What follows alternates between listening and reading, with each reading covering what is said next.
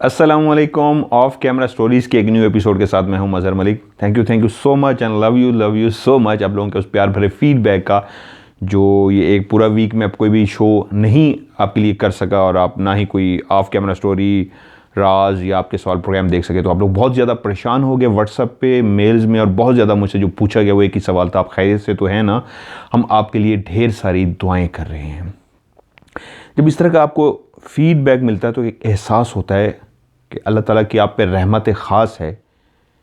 आप एक ऐसी फैमिली का हिस्सा बन चुके हैं, वो फ़ैन नहीं, एक ऐसी फैमिली बन चुके हैं जो ना सिर्फ परेशान होने पे आपके लिए ढेर सारी दुआएं करते हैं, बल्कि वो दुआएं होती हैं जो दिल से किए जाती हैं। और जब किसी के लिए दिल से दुआ की जाती है तो वो लाजमी कबूल होती है। तो आपकी मोहब्बतों का, आपके प्यार का, आपके बार बार सवाल पूछने का, खैरियत दरियाफ़्त करने का बहुत बहुत शुक्रिया। अल्हम्दुलिल्लाह जी, मैं खैरियत से हूँ। वापस अपने वतन पाकिस्तान आ चुका हूँ। और ये एक हफ़्ता था, आपको पता है कि जब आप बाहर से वापस आते हैं तो बहुत सारे काम होते हैं जो आपने करने होते हैं, जिसकी वजह से मैं कोई प्रोग्राम नहीं कर सका। लेकिन इंशाल्लाह अब वापस आ गया हूँ जी। अभी जाने लगा हूँ। वो मेरी पूरी टीम, अरसलान, हाशिर, अनस, मलिक और पूरी बैकअप टीम जो मेरे साथ होती है, इंशाल्लाह आपको दोबारा राज प्रोग्राम में उसी तरह नज़र आएगी। और आपका फेवरेट राज जिस तरह आप पसंद करते हैं, जिस तरह आप देखना चाहते हैं, इंशाल्लाह उस पूरी टीम के साथ आपको उसी तरह दोबारा से जल्द ही नज़र आने वाला है। क्योंकि मैं अभी तो आज आपके लिए ऑफ कैमरा स्टोरी रिकॉर्ड करने लगा हूँ और अभी भी 2-3 दिन मुसलसल कोशिश करूँगा कि जो अगर कोई और प्रोग्राम नहीं कर पा रहा तो ऑफ कैमरा स्टोरी रिकॉर्ड करके आपको दिखाता रहूँ, और फौरी तौर पर रवाना हो जाऊँगा इंशाल्लाह। वहाँ से आपको राज देखने को मिलेगा। बहुत सारे लोगों ने अपनी स्टोरी को मिस किया, बहुत सारा फीडबैक आया हुआ था, ये तो नशा है, नशा टूट रहा था, परेशान थे, स्टोरी कहाँ है, स्टोरी कहाँ है, स्टोरी कहाँ है। वो जो डे है स्टोरी का, उस दिन अगर स्टोरी ना आए तो यकीन माने वो कहते हैं कि दिन ही ख़राब गुजरता है। तो लें जी आपकी स्टोरी, जिससे आपका वक्त अच्छा गुजरे। मेरे लिए इससे अच्छी बात क्या हो सकती है कि मैं किसी के काम आया हूँ, और मेरी स्टोरी सुनाने से अगर किसी का वक्त अच्छा गुजरता है तो इससे अच्छी बात नहीं हो सकती। एक सच्ची कहानी जो मैंने सेलेक्ट की, मुझे भेजी, उन्होंने कहा मेरा नाम चेंज कर दीजिए, शहर जो है कश्मीर, जन्नत नज़ीर, ये जो है उन्होंने कहा रियल ही रहने दीजिए, बाकी सारा जो किरदार हैं मेरा नाम भी तब्दील कर दिए। इस वक्त वो कनाडा में है हकीकत में, लेकिन तकरीबन कोई 24-25 साल पुरानी ये उनकी एक सच्ची कहानी है जो उनकी ज़ात से जुड़ी हुई है। वो कहते हैं इनका मैंने फ़र्ज़ी नाम रखा है उन्हीं के, मतलब मैं डिस्कस कर लेता हूँ कि जी आपका नाम रखा है, ये है वो सारा कुछ। कबीर उनका फ़र्ज़ी नाम है। उस वक्त कबीर की उम्र तकरीबन 18 से 19 साल थी। तालीम का एक सिलसिला था जो जारी था, और कश्मीर, वादी नज़ीर, जन्नत नज़ीर, अपने माँ बाप के साथ वहाँ पे वो रिहाइश पजीर था। जिस मोहल्ले में वो रहता था, उस गली में बिल्कुल कोने से थोड़ा सा पहले एक घर था जो काफ़ी खाते पीते अमीर किस्म के लोग थे। एक बेटा और एक बेटी थी। बेटी बड़ी थी, कबीर की तकरीबन हम उम्र थी। नाम था उसका निरमा, और निरमा का एक छोटा भाई भी था। निरमा सबको इसलिए बहुत ज़्यादा अच्छी लगती थी कि अल्लाह ताला ने उसको ना सिर्फ हुस्न से नवाजा था, वो बहुत ज़्यादा माशाल्लाह खूबसूरत थी, बल्कि वो कोई किसी का भी काम करने के लिए हर वक्त तैयार रहती थी। कम गो थी, बोलती कम थी, लेकिन कोई भी उसको कोई काम कहता। मोहब्बतों का वो दौर था, 25 साल 27 साल पुरानी ये कहानी है। तो उस वक्त एक दूसरे का, ना सिर्फ हमसाए सारे एक दूसरे का ख्याल रखते थे, बल्कि मोहब्बतें ही मोहब्बतें थी, इतनी परेशानियां, टेंशनें नहीं थी। तो निरमा को कोई भी अगर किसी वक्त काम कहता तो निरमा भाग के उनका काम कर देती, लेकिन बोलती बहुत कम थी, काम से काम रखती थी, जो बात होती थी बोलती थी। पढ़ाई में बहुत अच्छी थी, तो इसलिए उस गली की, उस मोहल्ले की वो जान सी समझी जाती थी। बहुत सारे लड़के थे जो ये दिल में ख्वाहिश रखते थे कि काश उनकी निरमा से शादी हो जाए। तो उनमें एक कबीर भी था जो दिल ही दिल में निरमा को पसंद करता था। आते जाते ना सिर्फ उसको देखता था, और कबीर कभी कभी उसको देख के खुद ब खुद मुस्करा भी देता था। लेकिन निरमा के चेहरे पे कोई भी एक्सप्रेशन नहीं होते थे, जैसे उसने देखा भी होता था, लेकिन उस मुस्कुराहट को जो कबीर के चेहरे पे होती थी उसको इग्नोर कर देती थी। कबीर के भी दिल में ये ख्वाहिश थी, काश मेरी निर्मा से शादी हो जाए, लेकिन वो इजहार नहीं कर सकता था क्योंकि अभी वो पढ़ रहा था, अभी एक मुस्तकबिल था जो उसने बनाना था, उसके बाद यकीनन ये पॉसिबल था। वक्त गुजरता रहा। निर्मा अपनी खाला जो दूर किसी दूसरी जगह पर रहती थी उनको मिलने के लिए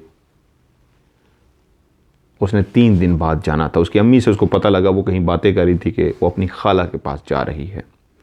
वहाँ से आगे कोई, वो यहाँ से उसको बस पे बिठा देंगे और आगे वहीं वो रिसीव करने के लिए स्टेशन पे अड्डे पे पहुँचे होंगे और उसको वहाँ से रिसीव कर लेंगे। एक नॉर्मल सी बात थी। और ऐसा ही हुआ। निर्मा के माँ बाप और उसका छोटा भाई उसको छोड़ने गए, बस पे बिठाया और उसको रवाना करके आगे। एक मवासलात का जो सिलसिला था, मोबाइल तो नहीं था उस वक्त, टेलीफोन PTCL जो होते थे, उस पर उन्होंने उनको बता दिया, उनका पहले से रब्ता था कि वो रवाना है, आप उसको रिसीव कर लीजिएगा। लेकिन शायद किस्मत को और कुछ मंजूर था। निर्मा अपनी मंजिल मकसूद पे ना पहुंच सकी, बल्कि वहीं से सीधा अपने खुदा के पास चली गई। जिस गाड़ी में वो सवार थी, उस गाड़ी का इस बुरी तरीके से एक्सीडेंट हुआ कि घर के अंदर जब निर्मा की डेड बॉडी, उसकी लाश पहुंची, तो न सिर्फ उसके घर में, पूरे मोहल्ले में एक कोहराम सा मच गया, एक सोग का समा था। सिर्फ उसके माँ बाप निर्मा के नहीं रो रहे थे, बल्कि वो जो सबकी दीवानी सी थी, सबकी चहीती सी थी, जिसको सब लाइक करते थे, उन सबकी आंखों में भी निर्मा के लिए आंसू थे। वो सबको बहुत अच्छी लगती थी। और उसमें कबीर भी एक शामिल था जो दिल ही दिल में रो रहा था, बहुत उदास था कि जिससे उसने शादी करने के ख्वाब देख रखे थे, आज वो इस दुनिया को छोड़ के चली गई थी। तकरीबन कोई 1 हफ्ते तक उनके मोहल्ले के अंदर, उस गली के अंदर एक सोग का सा समा रहा। सब जितने भी थे वो सारे उदास थे, क्योंकि ये उन दिनों में लोगों के आपस में कम्युनिकेशन, आपस में राब्ते इतना होते थे कि एक खबर फौरी तौर पे पूरे मोहल्ले में, पूरे उस इलाके में फैल जाती थी। अब तो गहमा गहमी का दौर है, साथ वालों का पता नहीं होता कौन रह रहा है, ये जो लोग इकट्ठे हैं, कोई खुशी है या फौतगी है, यहाँ तक भी नहीं पता लगता। यहाँ पे माल टाउन में भी ऐसा ही होता है। 1 हफ्ते तक उस गली के अंदर सोग का समा रहा। निर्मा छोड़ के चली गई थी। वो खूबसूरत सी लड़की जो कम बोलती थी, सबके काम करती थी, बहुत ही प्यारी सी थी, वो अब इस दुनिया में नहीं थी। वक्त रुकता नहीं है, वक्त चलता है। वो जिस डेड बॉडी के आने पे घर में कोहराम था, वो माँ बाप जिनको लगता था कि वो अब जिंदा नहीं बचेंगे, उनका लख्त जिगर नहीं गया, वो भी मर जाएंगे, वक्त उनको भी सुकून दे देता है। यहाँ तक कि माँ बाप को भी सुकून आ ही गया। हफ्ता, 10 दिन, महीना, 2 महीने, यहाँ तक कि वक्त गुजरता रहा और कई महीने गुजर गए। वो उदासी, वो परेशानी, वो जो गम था, वो कम हो गया। उसी मोहल्ले में एक लड़का रहता था, रवि उसका नाम था। रवि से तमाम लड़के दूर रहते थे क्योंकि उसके अपने मोहल्ले के जितने भी लड़के थे उससे बोलचाल नहीं रखते थे। कबीर को भी उसके माँ बाप ने कहा हुआ था कि रवि से दूर रहना, क्योंकि रवि के बारे में मशहूर था, उसकी जो कंपनी थी, उठना बैठना था किसी अच्छी जगह पे नहीं था। ऐसे लोगों से उठना बैठना था कि उसको सारे लफंगा सा, बुरा सा समझते थे। वो था भी अजीबो गरीब सा, मुंह फट सा, बदतमीज सा था। तमाम लड़के उसके गली वाले उससे दूर रहते थे। वो गली में सबके सामने खड़ा होकर सिगरेट पीता, जबकि उस वक्त इसको बहुत ही बुरा समझा जाता था। बुजुर्गों के एहतराम में अगर कोई पी भी रहा होता था, वो फेंक देता था, छुपा देता था। लेकिन रवि किसी से नहीं डरता था, यहाँ तक कि अपने माँ बाप का कहना भी नहीं मानता था। एक दफ़ा ऐसा हुआ कि रवि अपने घर में अकेला था। उसके माँ बाप कहीं गए हुए थे और उसके घर के अंदर जो बिल्कुल दरवाजे के साथ सहन में एक बहुत बड़ा दरख्त लगा था, वो बहुत घना सा दरख्त था। वो एक ऐसा दरख्त था कि जब धूप दिन को निकलती थी तो धूप के लिए वो लोग अपनी छत पे जाते थे, क्योंकि सहन में वो इस अंदाज में दरख्त लगा हुआ था कि पूरे सहन को वो कवर कर लेता था, धूप नहीं आने देता था। तो गर्मियों में वो तेज तपती धूप से बच जाते थे। वो बहुत घना सा दरख्त था। तकरीबन निर्मा को फौत हुए कोई 8-9 महीने हो चुके थे। रवि अपने घर में अकेला था। तकरीबन कोई 8 से 9 बजे के दरमियान का टाइम था कि उसकी चीखों की आवाजें आनी शुरू हो गई। ये दूर दूर तक चीखें जा रही थी। रात का टाइम था, खामोशी सी थी। आहिस्ता आहिस्ता लोग घरों से बाहर निकले। क्या हुआ, यहां तक कि रवि चीखता हुआ अपने घर से बाहर निकल आया। नौजवानों को इजाज़त नहीं थी उससे बात करने की। जो वालिदैन थे, कुछ बुजुर्ग थे, वो बाहर निकले रवि से बात करने की। उसको रोका और पूछा क्या हुआ। रवि अपने हवास में नहीं था। ऐसे लगता था जैसे जनूनी सा हुआ है। जब उसको काफ़ी देर लगी, बहुत टाइम लग गया उसको नॉर्मल करते करते, तो पता ये लगा कि रवि अपने घर में अकेला था कि उसकी निगाह पड़ी उस दरख्त के ऊपर जो उसकी सबसे ऊंची टहनी थी। उसको ऐसे लगा वहां पे कोई है।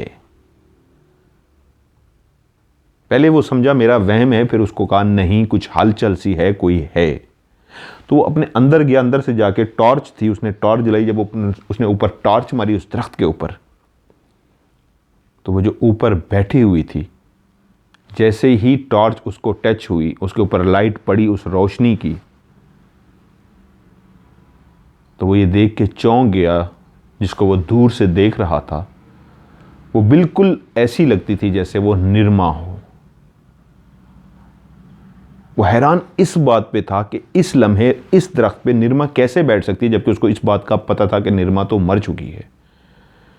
ये कुछ सेकंड ही हुए थे उसको सोचते हुए, इस बात को देखते हुए ऊपर निर्मा बैठी है और अभी उसने टार्च जलाई। कुछ सेकंड ही हुए थे कि वहीं से उसने छलांग मारी और बिल्कुल वो उसके नीचे आके खड़ी हो गई। रवि का कहना यह है, लिबास, दुपट्टा, सब कुछ वैसा था जैसे निर्मा का है। फ़र्क था तो सिर्फ ये था, जो उसकी आंखें थीं बिल्कुल ऐसे थी जैसे अंगारे, लाल अंगारे, खून जैसी आंखें थीं और वो गोल गोल सी थीं। बाकी चेहरा तो ऐसे लगता था कि निर्मा का चेहरा है, लेकिन जो ये वाला हिस्सा था जहाँ पे आंखें होती हैं, आंखें ऐसे होने के बजाय गोल गोल आंखें थी और लाल सुर्ख आंखें थी, वाइट नहीं थी, जैसे खून हो या आग निकल रही है उसके अंदर से। और जैसे ही उसके सामने पहुंची, वो भागा, चीखें मारनी शुरू कर दी और भागता भागता बाहर पहुंच गया। नेक्स्ट डे उसके वालिदैन भी पहुंच गए, लेकिन तकरीबन कोई 8 से 10 दिन रवि को बुखार था जो छोड़ता नहीं था और वो चीखे मुसलसल मारता रहा। उसके बाद उसको बाकायदा किसी पीर फकीर के पास भी लेके जाते रहे, वो उसके ऊपर दम करते और आहिस्ता आहिस्ता रवि ठीक हो गया। कबीर एक ऐसा नौजवान था जो इन बातों पे बिलीव नहीं करता था, बहुत बहादुर भी था और वो कहता था कि नहीं, जो चले जाते हैं वापस नहीं आते। और दूसरी बात, जिन भूत प्रेत आत्माएं नहीं होती, क्योंकि उसने सुना था रवि जब चीखे मार रहा था तो उसके मुंह से जो बात निकल रही थी, निर्मा का भूत आ गया, निर्मा का भूत आ गया। वो इस बात पे बजाय डरने के उसको हंसी आ गई। कबीर के लिए एक लतीफ़ा सा था, एक जोक सा था, एक मजाक सा था। जिन भूत प्रेत चुड़ैलें, इन बातों पे बिल्कुल यकीन नहीं करता था। जब कबीर को इस बात का पता चला तो उसका कहना यह था, यकीनन वो जिस तरह की बुरी कंपनी के अंदर है, किसी न किसी नशे में वो मस्त होगा। घर वाले थे नहीं तो अपने घर के अंदर वो कोई नशा कर रहा होगा, जिसकी वजह से उसका दिमाग ख़राब हुआ और उसको इस तरह नज़र आना शुरू हो गया है। उसको बिल्कुल ये एक मजाक सा, कबीर को वहम सा लगा। लेकिन उसके कुछ अरसे तक कोई भी वाक़या नहीं हुआ और उसी तरह हालात गुजरते रहे। आहिस्ता आहिस्ता बाकियों को भी यही बात समझ नहीं लोगों ने समझ लिया कि जो रवि डरा था वो लगता है कोई भूत वगैरह नहीं था, क्योंकि वो बुरी एक्टिविटी में है और उसकी आदत इस तरह की हैं कि वो नशा वशा भी करता है। तो नशे की हालत में उसको कुछ नज़र तो नहीं आया, लेकिन वो कुछ ओवर कर बैठा है या क्या हुआ, या अपने साए से डर गया, कुछ उसका वहम सा हुआ है, हकीकत में कुछ नहीं था। वक्त गुजरता रहा। इनके महल्ले के अंदर जो चौकीदार था वो काफ़ी पुराना था। जब रात को सारे सो जाते, वो ना सिर्फ महल्ले का ख्याल करता। उन दिनों में, अब तो कैमरे आ गए हैं, सीसीटीवी कैमरे आ गए हैं, वक्त बहुत बदल गया है। उन दिनों में ये था कि एक आवाज़ आती थी। बहुत सारे लोग जो बाहर मेरी स्टोरी सुनते हैं, मैं इसलिए उनके लिए थोड़ी सी एक्सप्लेन करता हूँ। उनको आवाज़ नहीं, उनको इन बातों का नहीं पता होगा जो यूरोप के अंदर है। जागते रहना भाइयों, एक सदा लगाता था। अक्सर गलियों में, मोहल्लों में जो भी चौकीदार होता था उसके हाथ में एक डंडा सा होता था, लालटेन उसने पकड़ा होता था रोशनी के लिए, और वो गुजरते हुए एक आवाज़ सी लगाता था, जागते रहना भाइयों, फिर थोड़ी दूर जाके वही आवाज़ दोबारा कानों को सुनाई देती, जागते रहना भाइयों। आज तक मुझे भी इसका मतलब समझ नहीं आया, चौकीदार वो होता था तो लोगों को क्यों कहता था जागते रहो, लोगों ने तो सोना था, लोग सो रहे होते थे, लेकिन वो इस तरह की सदा लगाता था, जागते रहना भाइयों। कभी दूर से आते आती आवाज़ करीब आती और कभी करीब से सुनाई देने के बाद आहिस्ता आहिस्ता दूर चली जाती। वो सारे मोहल्ले को तकरीबन जानता था, चाचा चाचा सब उसको कहते थे। चाचा कुछ दिनों से बीमार सा था और वो मोहल्ले वालों से कह भी रहा था मुझे कुछ छुट्टी दें, मैं अपनी जगह पे आपको आपका भतीजा दे के जाता हूँ जो कुछ अरसा मेरी जगह पे यहाँ पे काम करेगा, मुझे वापस अपने पिंड में गांव में जाना है और कुछ अरसा मैं वहाँ गुजार के वापस आऊँगा। सब ने उनको कहा आपने बहुत खिदमत की है, लोग उनका ख्याल भी करते थे, चाचा को खाना वगैरह भी देते थे। मैंने देखा ना जैसे कि मोहब्बतों भरा वो वक्त था, दूरी का वक्त नहीं था। यही हुआ, उन्होंने पैसे वगैरह दिए, चाचा को रुखसत किया कि ठीक है काफ़ी अरसे बाद अपने घर जा रहे, बीमार से हैं, हमारी तरफ से जाइए और भतीजे को फ़ौरन भेज दिए। चाचा ने भतीजे को अपना बुला लिया और उसकी ड्यूटी लगा दी कि अब आपने इस पूरे मोहल्ले का ख्याल रखना है।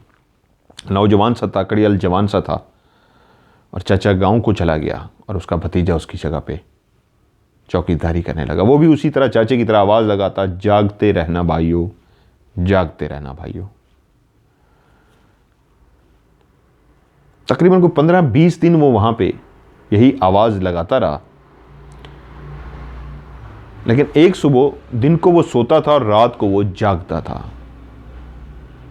लेकिन एक सुबह वो सोया नहीं, बल्कि अपने घर में नाश्ता वाश्ता करने के बाद जो उसका सोने का टाइम था वो सोया नहीं, बैठा रहा। तकरीबन दिन के 11-12 बजे वो मोहल्ले में आया और उसने आके दरवाज़ा खटखटाया। जिसने दरवाज़ा खोला वो निर्मा की माँ थी। उसने कहा क्या हुआ है? तो उसने पूछा आपके घर वाले कहाँ हैं? उन्होंने कहा वो शाम को आएंगे, खैरियत है बताएं। उन्होंने कहा मैंने उनसे बात करनी है। उसने अपना तारुफ कराया, बताया मैं फ़लाँ फ़लाँ चौकीदार हूँ, फ़लाँ का भतीजा हूँ, मैं आजकल यहाँ पे चौकीदारी कर रहा हूँ, तो मैंने कुछ ख़ास बात करनी है। बीवी ने कहा आप शाम को आ जाइएगा। अब माँ थी, एक बेटी तो गुजर चुकी थी, लेकिन दिल के अंदर एक अजीब सी बात होगी, क्या ऐसी बात है कि चौकीदार स्पेशली आया है उनसे बात करने के लिए। उसने अपने शौहर से कहा, उसने कहा होगी कोई बात, खैर मैं आ जाऊंगा शाम को। और औरत के दिल में ये बात नहीं रहती। उसने अपने इर्द गिर्द वाले एक दो से भी यही ऐसे जब मिलने के लिए गई और या वो उसके घर में, तो उसने कहा पता नहीं आज चौकीदार आया था और वो कह रहा था मैं मिलना है, पता नहीं क्या बात है। क्योंकि पैसों वगैरह का मामला होता तो वो सब एक जगह पे पहुंचा देते थे चाचा को, और उसका अगर भतीजा भी आया था तो उसी तरह उसको मिल जाने थे। वो स्पेशली बात करने आया था। शाम को जब निर्मा का बाप घर पहुंचा, वो कहीं इंतज़ार में ही था। चाचा का भतीजा, उसको पता लगा कि उस घर में जो भी मर्द है वो आ चुका है, तो वो सीधा दोबारा घर पे पहुंचा। अभी वो दाखिल ही हुए थे कि दोबारा उसने बाहर नॉक किया। शायद वो गली के किसी कोने में या किसी जगह पे वेट ही कर रहा था उस टाइम का जो उसको टाइम दिया गया था। जैसे ही दरवाज़ा खटखटाया वो बाहर आया, उन्होंने पूछा क्या हुआ।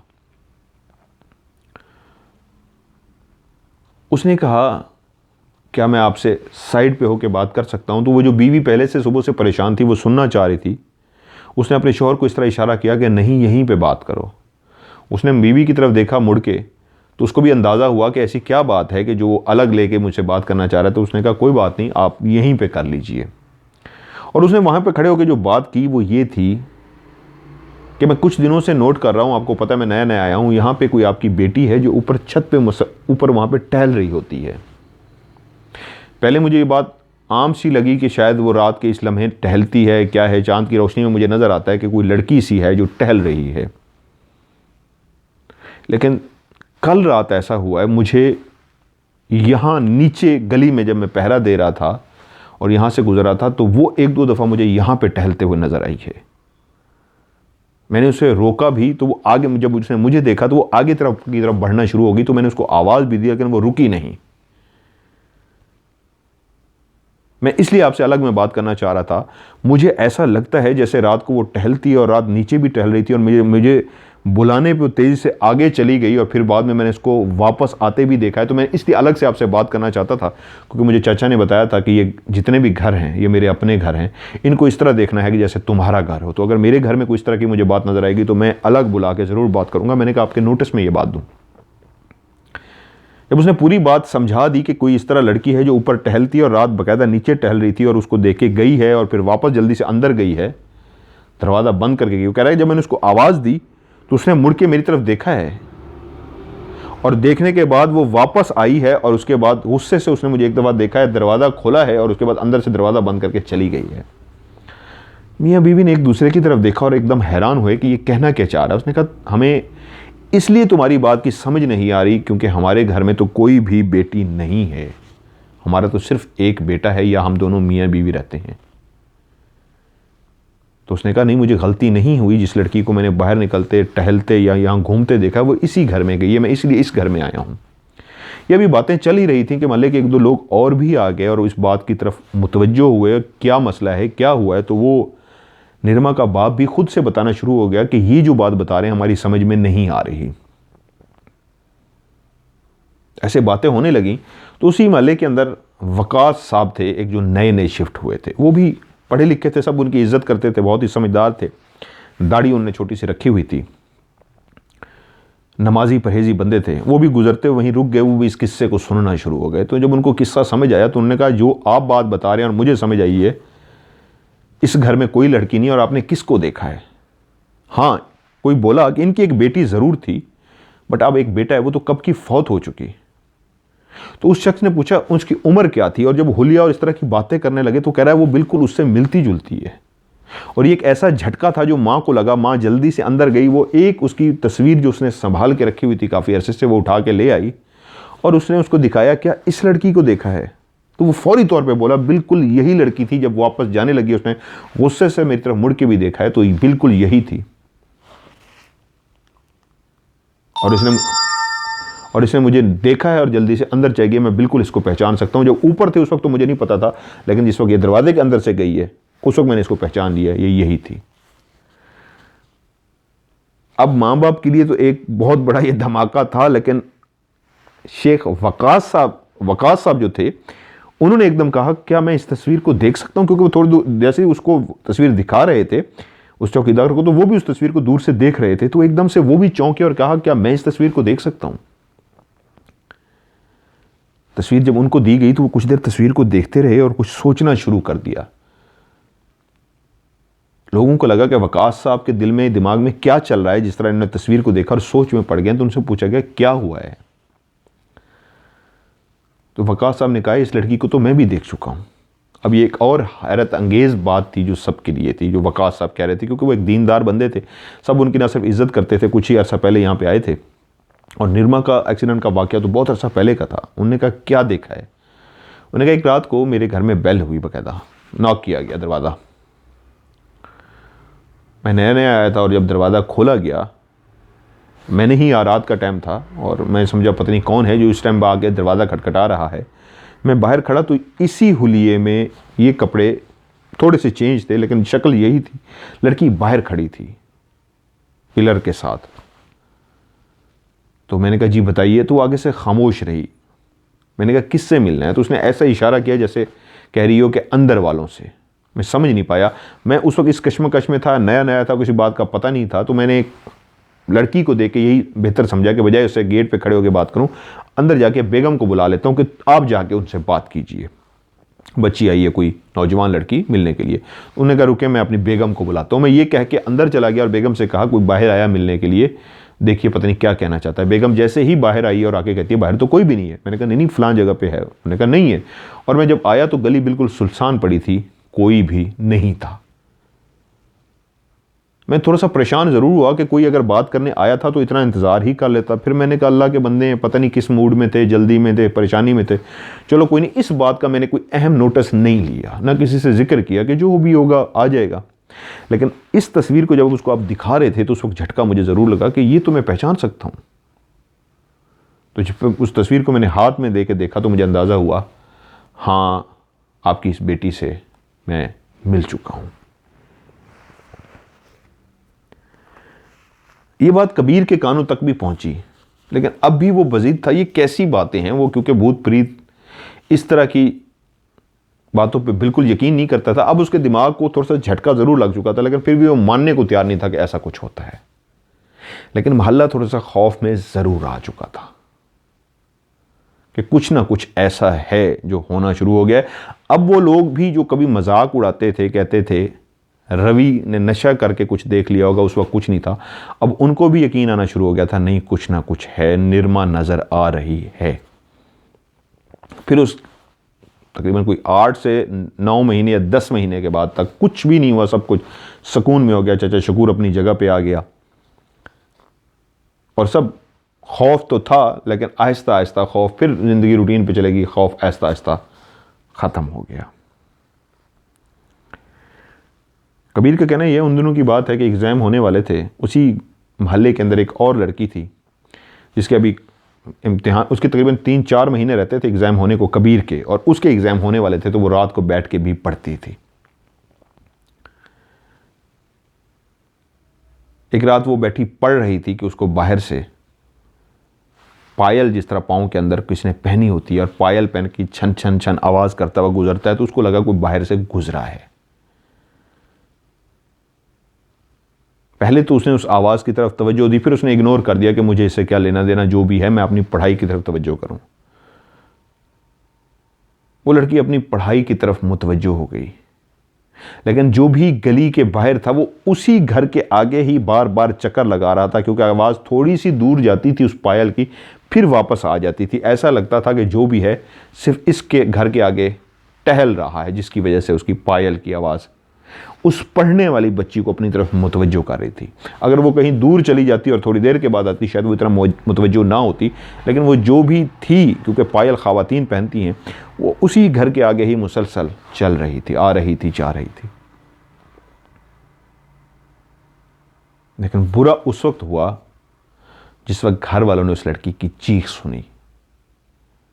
जो सोए हुए थे, जानते थे कि बेटी पढ़ रही है, उस चीख पे ना सिर्फ जाग गए और भागते हुए अपनी बेटी के पास पहुंचे, तो बेटी के हाथ पांव बाकायदा मुड़ चुके थे और वो एक अजीबो गरीब सिचुएशन में चीखें मार रही थी।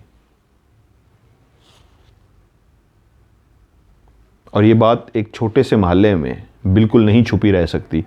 सुबह होते ही सबको पता लग चुका था कि रात फलां घर के अंदर फलां लड़की, जिसके एग्ज़ाम हो रहे हैं, पढ़ रही थी, कोई चीज़ ना सिर्फ उसके अंदर आ गई बल्कि उसके हाथ पांव मुड़ गए। अब सबका अंदाज़ा यही था कि ये कोई नहीं हो सकती, सिर्फ और सिर्फ निरमा हो सकती है। कबीर क्योंकि बिल्कुल अब कोई 30% तक मानना शुरू हो गया था कि बिल्कुल ऐसा होता है कुछ वाक़यात के बाद, लेकिन 70% अभी भी बजीद था कि नहीं, ऐसा कुछ नहीं होता। वो जितने भी मोहल्ले वाले थे उन सब ने अपनी आंखों से जाके देखा था कि जब कभी अब उसको दौरा पड़ता था तो उसके ना सिर्फ हाथ पांव मुड़ जाते थे, सुनने वालों का ये होता था कि उसके अंदर जो बोलती है वो खुद नहीं होती, वो निरमा होती है। ये बात कबीर के कानों तक भी पहुंची, लेकिन उसने कहा नहीं, ऐसा नहीं हो सकता।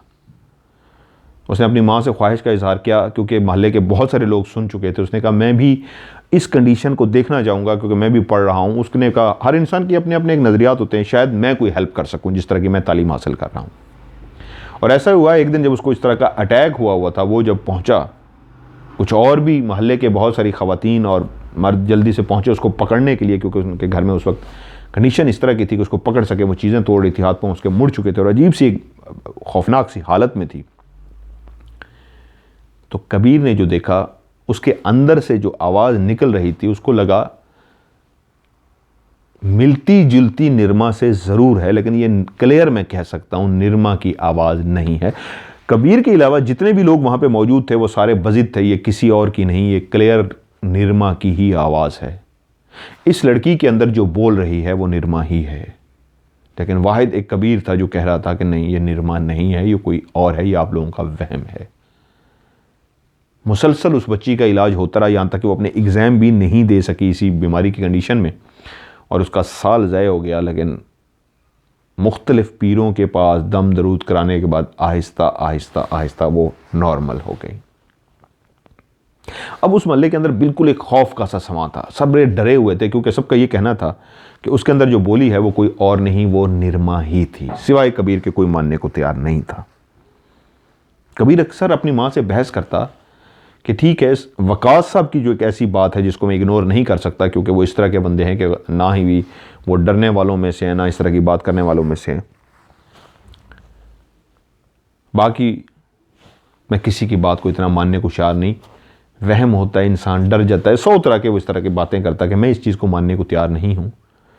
साइंस इन चीज़ों पे बिलीव नहीं करती, क्योंकि मैं साइंस का स्टूडेंट हूँ और मैं इसलिए इन चीज़ों को मानने को तैयार नहीं हूँ। इंसान का ख्यालात, इंसान का खौफ, इंसान का विजुअल, बहुत सारी ऐसी चीज़ें होती हैं जो मिलने के बाद इंसान को इस तरह डरा देती हैं कि इंसान को लगता है कि सामने भूत खड़ा है या जिन खड़ा है। असल में कुछ नहीं होता, ये होता ही होता है। उसने इस तरह की बहुत सारी लॉजिक देता और वो सारे कहते कि ये वाहिद शख्स है जो अपनी तालीम की वजह से मानने को तैयार नहीं, बाकी सब इस बात को मानने को तैयार हैं। वक्त गुजरता रहा, उस मोहल्ले में दोबारा कोई वाकया ना हो सका। वो निरमा जो कबीर कभी उससे शादी करना चाहता था, वो इस दुनिया में तो नहीं थी, लेकिन उसका खौफ पूरे मोहल्ले के अंदर ज़रूर था कि वो नज़र आती है। रवि देख चुका, चौकीदार का भतीजा देख चुका, वकास साहब के गेट पे आके खड़ी हो गई। उस लड़की के अंदर से भी बोलती है, रवि का कहना था नहीं, वकास साहब का मैं नहीं कह सकता क्या है, बाकी सबका वहम सा है। एग्ज़ाम शुरू हो गए थे और कबीर पढ़ाई में दिन रात मसरूफ़ था। उसके दिमाग में कुछ भी नहीं था सिवाय इसके कि मैंने अच्छे नंबर लेके पास होना है ताकि मैं अच्छी जगह पे एडमिशन ले सकूं। सिर्फ उसको होश था तो सिर्फ माँ की आवाज़ देने पे खाना खाता और उसके बाद फिर मुसलसल पढ़ाई करने में लग जाता। सर्दियाँ शुरू होने वाली थी, रात का टाइम था। कबीर अपने कमरे में बैठा पढ़ रहा था। कबीर कमरे की उस खिड़की के पास बैठा था जिसके आगे पर्दा पड़ा हुआ था और दूसरी साइड पे गली थी। रात का टाइम था, बाहर हल्की हल्की रोशनी हो रही थी। जो लाइट लगी हुई थी बाहर, उसकी वजह से गली हल्की सी ट्यूबलाइट की वजह से रोशन थी, जो भी उस वक्त लाइट थी।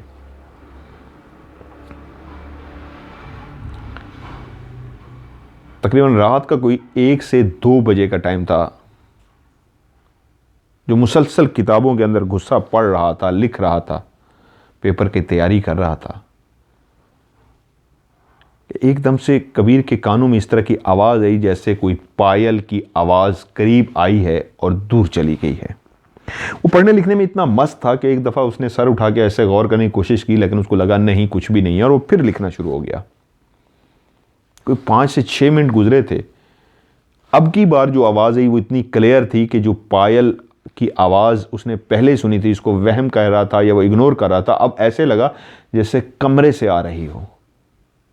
अब वो एकदम से चौंका और अपने कमरे में यूं देखा कि कमरे में कौन है, तो कमरे में कोई भी नहीं था सिवाय कबीर के।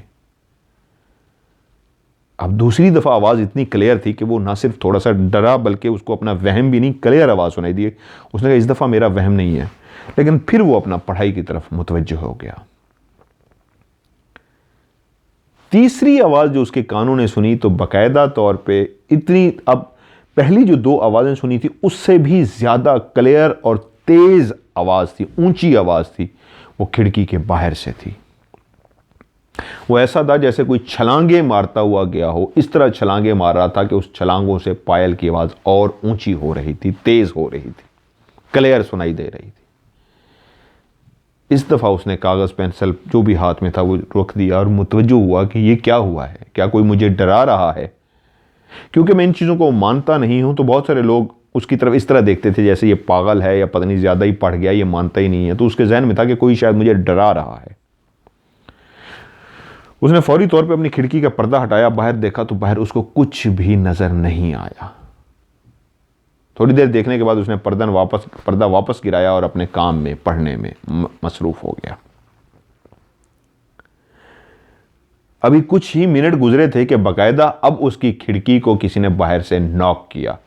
ठक ठक ठक, यह आवाज़ इस तरह 3 दफ़ा पैदा की गई। ठक ठक ठक।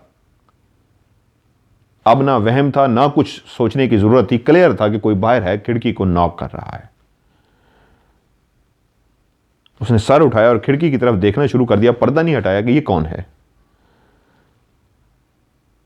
वो ये सोच रहा था मैं पर्दा हटाऊं या ना हटाऊं कि दोबारा जो भी बाहर था उसने नॉक किया, ठक ठक ठक। इस दफ़ा उसके दिल में एक बात और तेज़ी से आई कि जो भी है ये कोई इंसान है, मुझे खौफ में मुब्तला करने की कोशिश कर रहा है, मुझे डराने की कोशिश कर रहा है। उसने दूसरी दफ़ा जैसे ही अभी तीसरी दफ़ा ने यानी ठक ठक ठक, तीसरी दफ़ा अभी उसकी ठक नहीं हुई थी कि उसने जल्दी से पर्दा हटा दिया। जैसे ही उसने पर्दा हटाया, जो भी बाहर था उसने ठक की आवाज़ तो पैदा कर दी शीशे पे मार के, खिड़की पे मार के, लेकिन वो सामने नहीं था। ये उसके लिए इसलिए हैरान कुन था कि उसने इतनी जल्दी से पर्दा हटाया था कि जो भी तीसरी दफ़ा उसने ठक किया था उसको नज़र आना चाहिए था, लेकिन अब सामने कोई नहीं था। पर्दा हटा के कुछ देर वो मुसलसल बाहर देखता रहा कि कौन है जो मुझे डराने की, खौफजदा होने की कोशिश कर रहा है, मुझे डरा रहा है कि मैं खौफजदा हो जाऊं। वो जो मस्त था पढ़ाई में, जिसको हल्की सी सर्दी का भी एहसास नहीं था, अब उसको हल्का हल्का ठंड सी लगनी शुरू हो गई, सर्दी सी लगनी शुरू हो गई, एक अजीब सी उसके अंदर फीलिंग शुरू हो गई कि ये क्या हो रहा है, कौन मुझे डरा रहा है।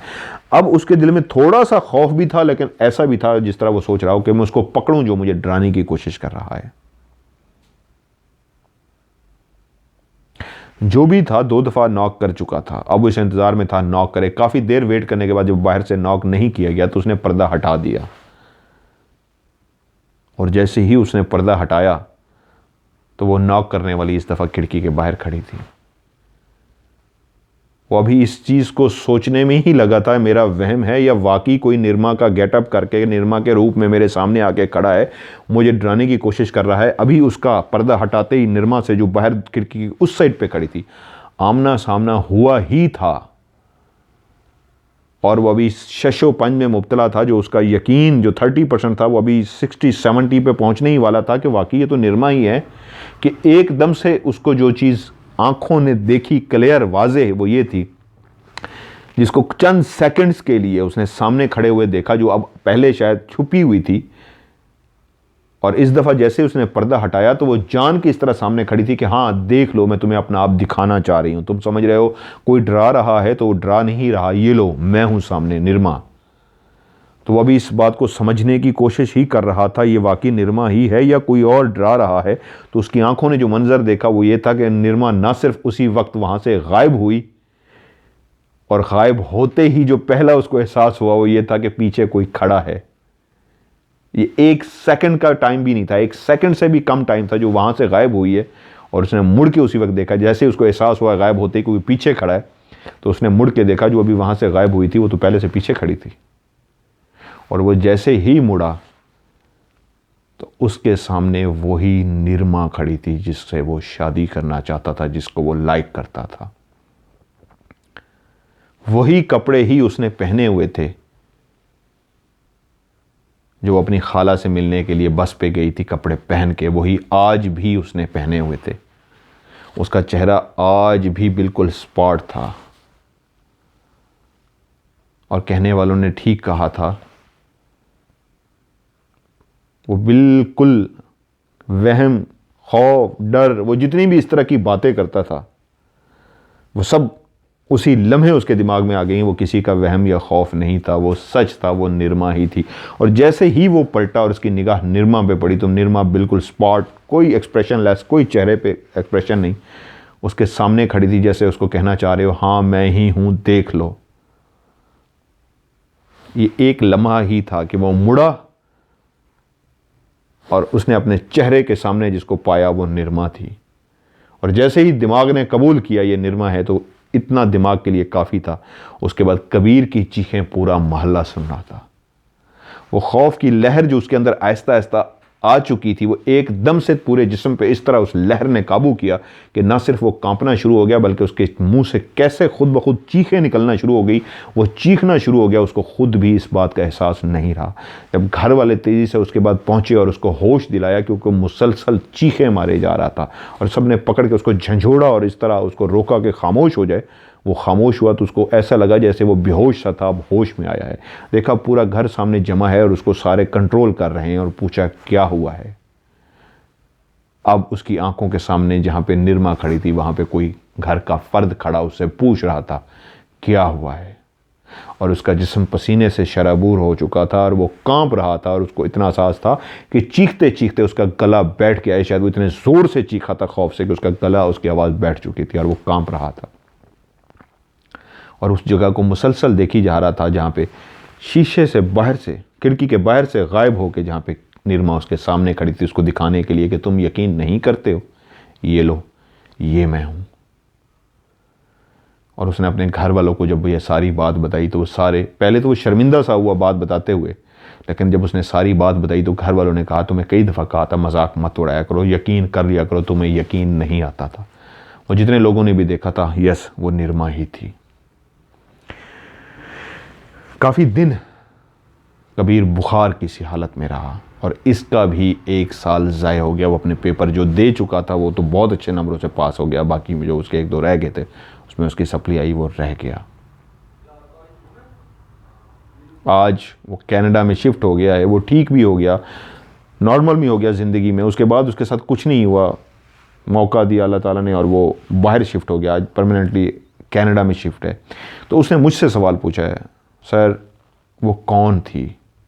निर्मा तो जा चुकी थी, तो फिर वो कौन थी? क्योंकि मैं आज भी उसको आंखें बंद करता हूँ तो उस निर्मा को जो मेरे सामने आके खड़ी थी, पहले जो खिड़की के बाहर थी और मेरे सामने खड़ी थी, मुझे आज भी याद है। ऐसे लगता है जो अभी मेरे सामने आ जाएगी।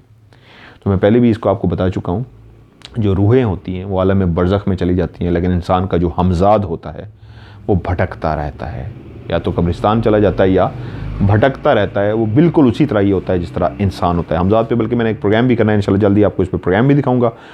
तो ये स्टोरी थी जो एक सच्ची कहानी है उनकी ज़िंदगी की जुड़ी हुई, जो मैंने आपको सुनाई। इंशाल्लाह आगे भी, जब तक मैं राज अभी नहीं कर पा रहा, जा नहीं रहा हूँ, शुरू करने लगा हूँ इंशाल्लाह, तो मैं आपको स्टोरी सुनाता रहूँगा। सो ढेर सारी दुआएं आप लोगों के लिए। आप लोग भी अपनी स्टोरीज मुझे भेजना चाहते हैं, जो मेरा व्हाट्सअप का नंबर है 0313665500 0313665500, उस पर आप मुझे सेंड कीजिए, या mmtvraz@gmail.com पे मुझे सेंड कीजिए। इंशाल्लाह आपकी स्टोरीज़ को भी मैं प्रोग्राम में शामिल करूँगा। तो अब ये सिलसिला जो एक कुछ टाइम के लिए, 1 हफ़्ते के लिए जो ख़त्म हुआ था, इंशाल्लाह दोबारा से अब शुरू हो गया जी। जो फरमाइशें हैं, जो आपके सवाल हैं, इंशाल्लाह उसका जवाब भी दूँगा और आपकी हर बात को कोशिश करूँगा पूरा कर सकूँगा। अपना ढेर सारा ख्याल रखिएगा। खुदा हाफ़िज़।